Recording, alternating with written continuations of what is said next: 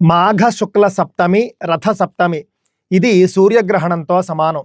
ఈసారి ఆదివారం వచ్చిందండి. వచ్చే ఆదివారమే రథ సప్తమి. ఇది కోటి గ్రహణాలతో సమానము, అత్యంత పుణ్యప్రదము. రథ సప్తమి వ్రతం ఎవరైతే చేయాలనుకుంటారో, ముఖ్యంగా ఆరోగ్యాన్ని కోరుకునే వాళ్ళు షష్ఠి నాడు అంటే ముందు రోజున ఒంటి పూట చేయాలండి. మధ్యాహ్నం మాత్రమే భోజనం చేసి రాత్రి ఏమీ తినకుండా ఉండి రథసప్తమి నాడు సూర్యోదయానికంటే ముందే సప్తమి స్నానం చేయాలి. 7 జిల్లేడాకులు 7 రేగు ఆకులు పెట్టుకోవాలి. స్నానానికి ఒక చెరకు గడ తెచ్చుకోవాలి. ఎక్కడైతే స్నానం చేస్తారో ఆ నీటిని చెరకు గడతో 3 సార్లు తిప్పాలండి. 7 రేగాకులు 7 జిల్లేడాకుల్ని కూడా తల మీదనే ధరించాలి. తల మీదనే ధరించి ఈ శ్లోకాలను చెప్పుకుంటూ స్నానం చేయాలి.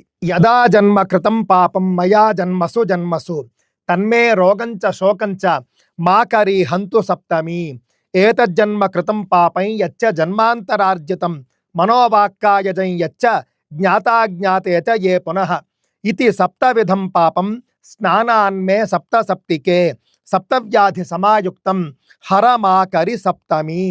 ఈ శ్లోకాలు చెప్పుకుంటూ సప్తమి స్నానం చేయాలి. స్నానం చేసిన తరువాత చక్కగా ఉతికిన బట్టలు లేకపోతే కొత్త బట్టలు ధరించి బొట్టు అది పెట్టుకుని సూర్యుడికి అర్ఘ్యం ఇవ్వాలండి.